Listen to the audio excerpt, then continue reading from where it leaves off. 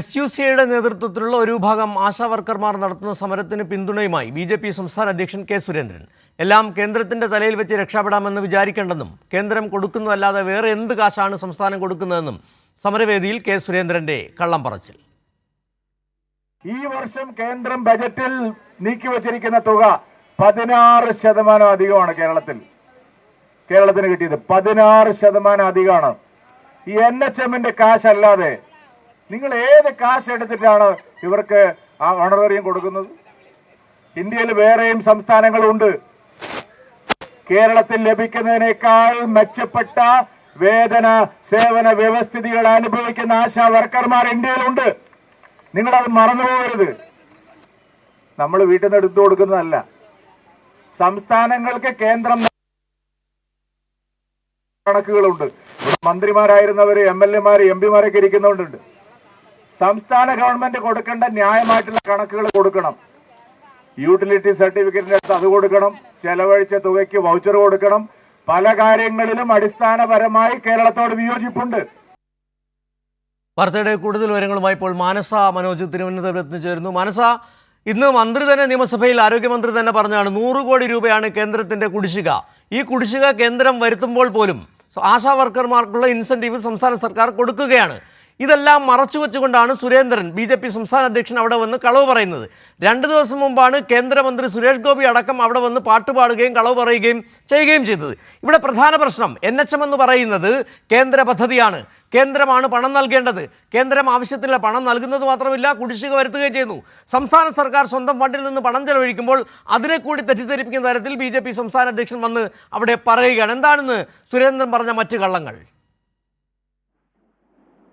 തീർച്ചയായും സിജു സൂചിപ്പിച്ചതുപോലെ തന്നെ സമരസമിതിയിലെത്തി അല്ലെങ്കിൽ സമര പന്തലിലെത്തി ജനങ്ങളെയും സമരക്കാരെയും തെറ്റിദ്ധരിപ്പിക്കുന്ന രീതിയിൽ തന്നെയാണ് ഇന്ന് BJP സംസ്ഥാന അധ്യക്ഷന്റെ വാക്കുകളിൽ നിന്ന് ഉണ്ടായത്.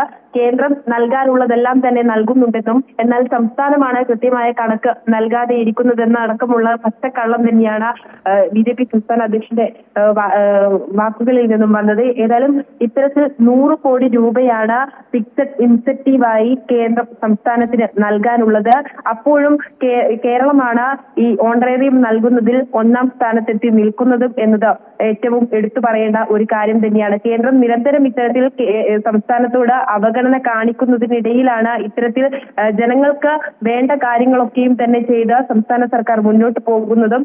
ഈ സാഹചര്യത്തിലാണ് ഇത്തരത്തിൽ സമരക്കാർക്ക് അല്ലെങ്കിൽ സമരക്കാരിൽ തെറ്റിദ്ധാരണ ജനിപ്പിക്കുന്ന വിധത്തിൽ ഇത്തരത്തിൽ BJP നേതാക്കളുടെ ഭാഗത്തു നിന്നും ഈ പരാമർശങ്ങൾ ഉണ്ടാകുന്നത്.